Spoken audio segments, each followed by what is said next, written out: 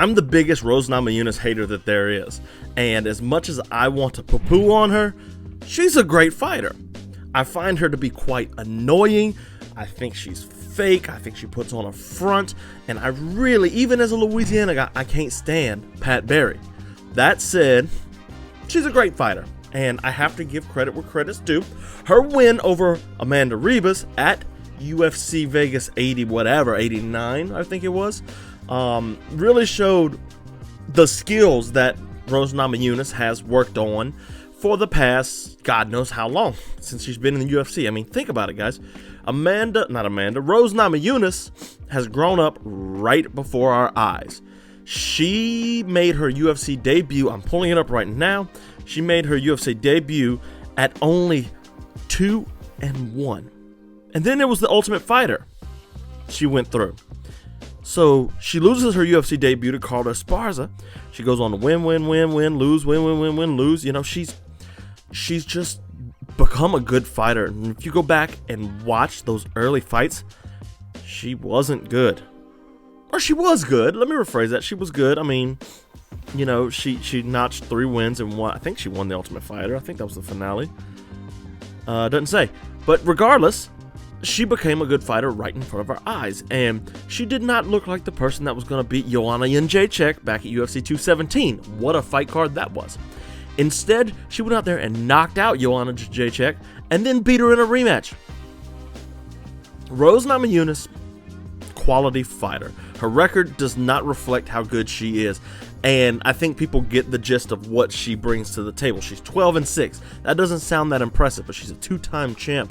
She's beat Weili Zhang twice, Joanna Jędrzejczyk, Jessica Andrade, Michelle Waters. Just couldn't get over the hill versus Carla Esparza, of all people. Yeah, so Amanda Ribas. Not Amanda Ribas, I'm sorry. Rose Namajunas. We're going to go to Amanda in a second. I keep trying to get ahead of myself. Anyways, I don't think 125 is the division for her. I really don't. Instead, I think 115 is actually her division, and she just doesn't want to cut the weight no more. She's 31 years old. She's on her way out the door, especially these small weight classes. The older you get, old is lower and lower as the weight classes get lower.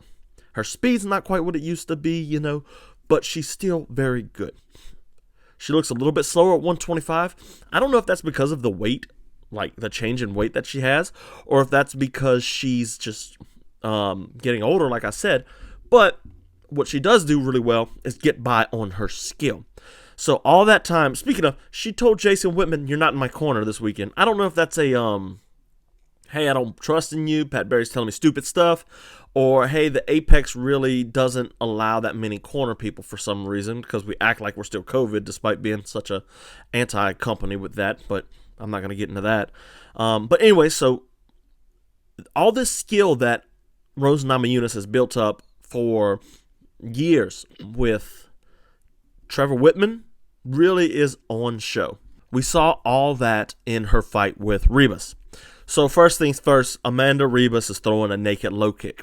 Both of these fighters switched stances, so it was actually kind of weird to follow where both of them were going into Southpaw and Orthodox. We had a lot of open side matchup, which is Southpaw versus Orthodox or vice versa. And then we had a lot of closed matchup, Southpaw versus Southpaw or Orthodox versus Orthodox.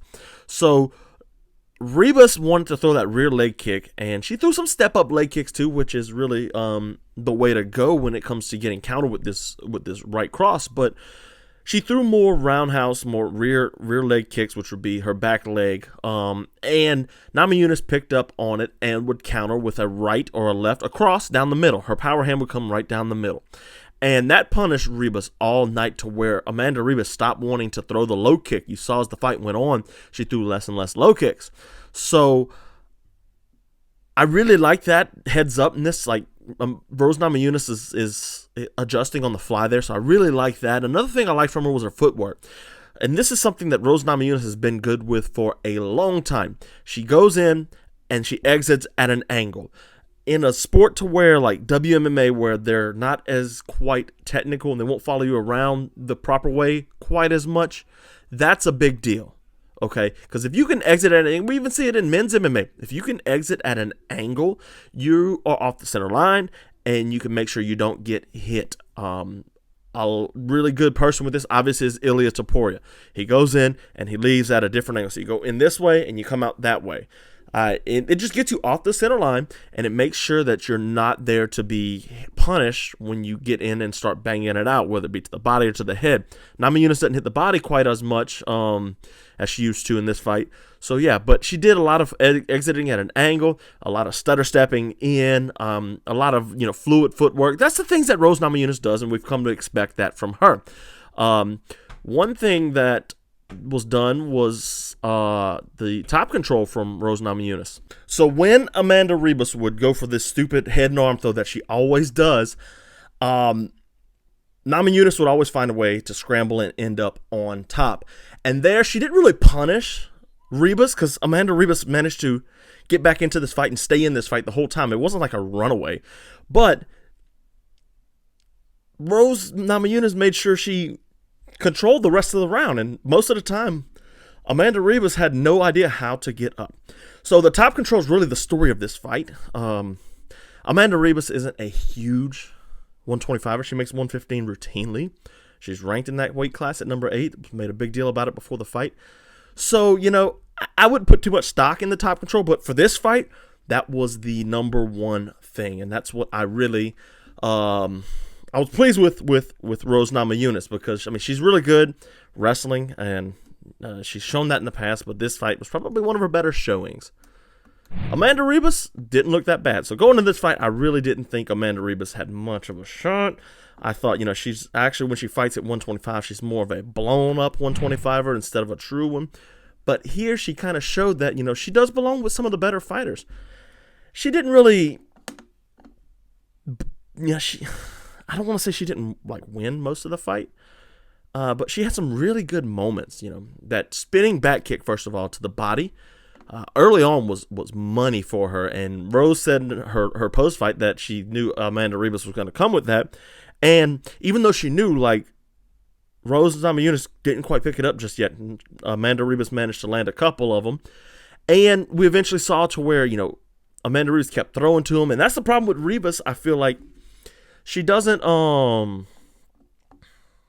Ribas doesn't have enough depth to her game, right? She's in there to brawl. She has a couple good techniques like the spinning back kick, and she throws a good one too sometimes, but she's not quite deep enough. And her tricks, once you get past what her tricks are, the spinning back kick, the head and arm throw, you'll realize that, I can get in here and I can start to pick her apart if I know what to avoid. And the last person you want to be like that against is like Rose Namajunas or Valentina Shevchenko. Those two gals are great at making sure they don't make these mistakes. And you have to be a little more deeper than just what Amanda Ribas brought to the table. That head and arm throw, she kept trying it over and over and over and over. It was just, come on, do something different. That's a WMMA thing altogether. You'll see it all the time. They throw a head and arm throw, and they try and end up in side control. You never do. You never end in side control because you either get swept over, you get counter swept, or they turn into you and plow through to end up on top. And if you're a woman who gets thrown by a head and arm throw and you don't get in side control, or you do get side controlled, cut you. Straight up. Because there's no reason that technique should still be working. Then again, Rose did get caught at the end of round 4 or something with one, and Ribas managed to hold it there for a little while. I did like Amanda Ribas not kind of settling for the bad position she was getting off of these head and arm throws. So if you think she rolled to a leg entanglement a couple times, it probably wasn't too. Obviously, she would have cranked the leg lock if it was there, but it wasn't that. It was kind of to scare Namajunas away, and it did its job. Rose Namajunas kind of took a step back and reevaluated the position, but she ended up on top anyway. So, Amanda Ribas, I wasn't really... I wasn't expecting much from her, and she delivered more than that. So, I can't be mad about that. As for what's next for Rose Namajunas, I like the trilogy fight with Jessica Andrade. Andrade is ranked 5th in women's flyweight. They are 1-1. Obviously, you had the head spike, and then you had Rose Namajunas' 3-round fight what's her name? Jessica Andrade came out looking like Joe Frazier with the head moving up and down, and that didn't work. Rose Namajunas took the win. Then the call out was Manon Fiorot or versus Erin Blanchfield. They fight this upcoming weekend, which we'll be talking about next week. I don't like that. The winner's probably going to get a title shot, so she said one of those two. So maybe the loser, I don't know. I don't really think that's the move, though. Macy Barber is the move at ranked number 4. With Barber being ranked 4th, she beat Caitlin Chukagian. I don't remember her new last name. I'm really sorry about that. But she's number 4. She needs a quality win, and Chukagian's not really that quality win. A win over Rose Namajunas, despite being the 115 champ and not the 125, would be a quality win. And that'd be a really good test for her because Macy Barber, her striking's not great. Her ground and pound's not great, but she needs to prove that she can be great where she wants to face either Alexa Grasso or Valentina Shevchenko, because those are 2 tall mountains to climb. And then obviously Caitlin Chukagian. Again, I'm sorry if I don't remember her new last name. She did get married. All contenders go through Caitlin Chukagian. Andrade beat her before she fought Shevchenko with that beautiful body shot. Grasso beat her, I believe. Fiorot and Blanchfield also both beat her. And then there's several like Antonina Shevchenko and a couple other fighters that were like not quite ready, so Chukagian kind of styled on them. Rose versus Chukagian be really fun. Rose could really shine on the feet and kind of show Chukagian what's what and show us if she's actually ready for those big names at 125. And Chukagian's ranked, what is it? She's ranked 6. So you got Barber at 4, Andrade at 3, Andrade at 5. So Barber at 4, Andrade at 5, and then Caitlin Chukagian at 6. So that's what really makes sense to me. So yeah, co-main event I really didn't pay too much attention to, but Carl Williams got the decision over Justin Tafa, despite Tafa kind of getting the win, or despite Tafa putting him in danger, I should say. But Edmen Shahbazyan was back. There's the yin and yang. You got Ronda Rousey, who's nothing but grappling and no striking. Edmen Shahbazyan is nothing but striking and nothing, grappling. Obviously, same camp. He took on 7-2 AJ Dobson, which kind of seemed like a weird one, but not really a terrible one. So Edmen Shahbazyan has shown in the past, he struggled ever since his come up. He had some good wins since joining the UFC. He fought Darren Stewart on the Ultimate Fighter finale. After coming in on the Contender Series, is he still with Edmond no, he's at Extreme Couture now. Nice. Anyway, so he fought his way up, beat Brad Tavares with a knockout left head kick, which was, not many people knocked Brad Tavares out. So then he lost to Derek Brunson, Jack Hermanson, and Nasruddin Imavov. 3 really good fighters. Got another win over DeLuca something. I don't even remember that fight. That was at UFC 282. Lost to Fluffy Hernandez, which a lot of people do. No shame in that, especially now we know what Anthony Hernandez is. And then this past weekend over AJ Dobson. What is going on with his gut? That is so weird. He's got like ribs that are like at his navel. It's HGH gut, maybe? I don't know. I don't want to accuse him of that, no, but he does have a weird rib cage. It pokes out really far. I don't understand it. AJ Dobson did land too much on Edmen Shahbazyan. I really felt like, Shahbazyan wasn't sound defensively. But he did manage to, get to the rear naked choke position a couple times. He drug him to the ground, kind of gave up bad position. He fought his way out of it. He was looking for the rear naked choke because obviously we believe him to be a striker, and he's going to want to get that rear naked choke win. Has he ever gotten one before? That's my question. He's 13-4. 1 win by submission. 8% of his wins are that. So which one was that? That was Jack Marshman back in 2019. So yeah, that's before his fall.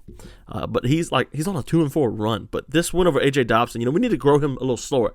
Give him the Sean O'Malley treatment. He's young. He got in the UFC young. He's only 26. So there's a lot of time for this kid. But he got landed on too much. AJ Dobson did manage to hurt him. But he squared up. He wanted to show his grappling off. He squared up. And he managed to put away AJ Dobson, dropped him just in the pocket, just throwing with him, and really good showing for him. It doesn't answer the gas tank problem because that's Edmen Shahbazyan's problem. Is he a gas tank fighter or is his gas tank improved? We don't know yet. He needs to be hitting the treadmills, and the more first round finishes he gets, the more time he can work on that cardio. That said, he also needs to go out there and prove to himself he can go 4, 3, 4, 5 rounds. So let's see what else was on this card. I have Peyton Talbot had a fantastic win over Cameron Simon. That was really fantastic. The one I was actually most excited for was the return of Youssef Zalal. He took on Billy Quarantillo short notice. So Quarantillo was supposed to fight Gabriel Miranda, and Zalal had been cut a while back. So he went on a 0-3-1 run against Topuria. That's no big deal. Sungwoo Choi, okay. Sean Woodson, okay. And then the draw against Jamon Blackshear, and he was cut. I'm like, oh, man, that kind of sucks because Youssef Zalal is a really good kickboxer. He has some good wins over names like Austin Lingo and Peter Barrett. You know, those aren't fantastic wins, but those are good enough wins. He just ran into the future featherweight champion, you know, and Sean Woodson, who's lanky and tough to deal with. So he managed to put off a couple wins. What is that? 1, 2, 3 wins, and then a boxing and kickboxing fight.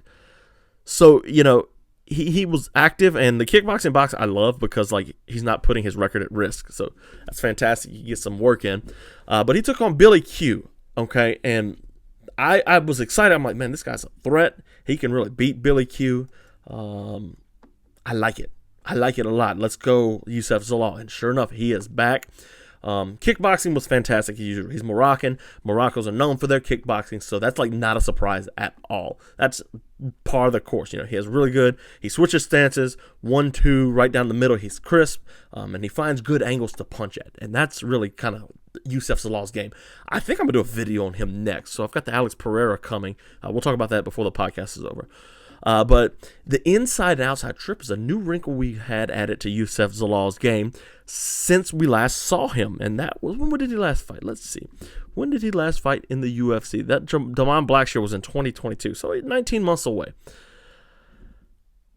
The inside and outside trip from the clinch, you know, you don't have to be like a blast double guy. You can find these sweeps in there, and Henry Cejudo was great at this, the inside leg trip from the clinch position against fighters that were more athletic than him, which is very few, basically just Demetrius Johnson. But he showed this, and he managed to go in there and like start to maul Billy Q, hurt him, and he got him to the ground off that. And then in the second round, he managed to sink in the rear naked choke. So, yeah, I really like Youssef Zalal. I think he was a good fighter. Shouldn't have never been cut, and I'm happy to see him back. Fernando Padilla beat Luis Pojuelo. Trey Ogden beat my boy Kurt Hallaball. Kurt is from Louisiana. He just couldn't get the win, man. Like, he was pressuring Trey Ogden to the fence, doing all the right things, but then he would just square up, and Ogden would shoot at his hips. You know, and just stay on top. He couldn't do it. And at the end of the fight, they were talking back and forth. He said, you can't submit me, yada, yada. It was kind of a cool moment, but, like, you're losing, man. We got to get you up. I mean, he can't submit you, but you can't get up, Kurt. Yeah, Kurt's 37, and, you know, he's a good fighter, man, but he's 37, you know. His coach goes to the gym I work out at. I'd like to go back to jiu-jitsu with him, but his coach goes there, and, you know, the Gracie United guys, Chef is his name. He goes by Chef. I forget his real name. But we sit in the sauna on Saturdays and just, you know, shoot the bull about fighting.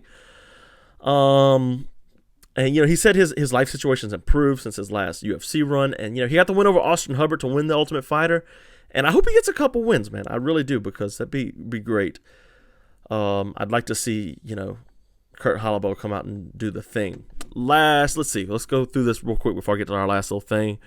Julian Erosa got the win over Ricardo Ramos and then said he wanted to fight Leah Thomas, which was weird.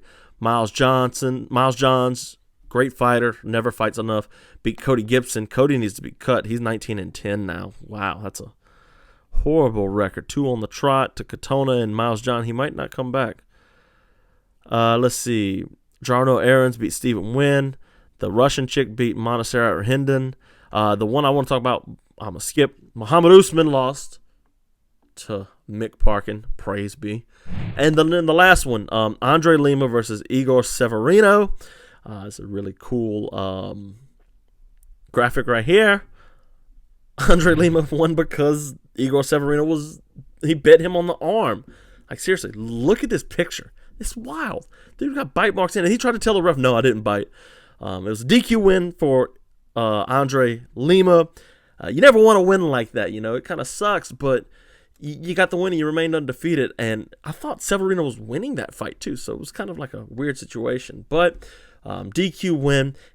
Dana White said he's going to get a bonus for this, and then he went and got a tattoo of his arm where he got bit. He put the teeth mark, and I effing got bit bonus is what he put there. And Dana White said, you know what, we're doubling it. He's getting $50K, which was okay. I'm happy he's got the money, but like, it's weird, man. Just give all the fighters this. How about that? You know, and then they did the right thing and they cut Igor Severino. Like, you can't bite, man. They should have cut Priscilla Cachoeira right after she tried to gouge out Jillian Robertson's eyes. Jack Slack posted that on Twitter, that the fact that they didn't. And Priscilla Cachoeira is probably the worst fighter on the roster. So, you know, I was happy for Severino. I'm happy for Lima, and I'm happy Severino got cut. So, that's the gist of that. UFC Vegas 89 was a fun card. So I've got a video coming out about Alex Pereira. It's going to be a film study to where if you like Alex Pereira and you want to know what makes him tick, because he's very meat and potatoes, that will be coming out hopefully on April 1st. April Fools, it won't be out then. No, I'm kidding. It'll be out April 1st. Hopefully. I've got a lot of work to do on it. I got script to write and clips to cut. But we can do it. We got time and we can do it. So in the meantime, check out this video right here. I'm going to force sumo wrestling down your throat with Midori Fuji, a film study on him comparing to what he does on the mat compared to what his teammates do, and we talk about why he's able to do that as a smaller guy and why does he have these tools. So yeah, anyways guys, I'm out. I'm going to catch you. Check this video because it's great. It's fantastic. So yeah, guys, I'm out. Go ahead and get at this video. It's fantastic and you will love it. Sumo wrestling is the best and you have to give in.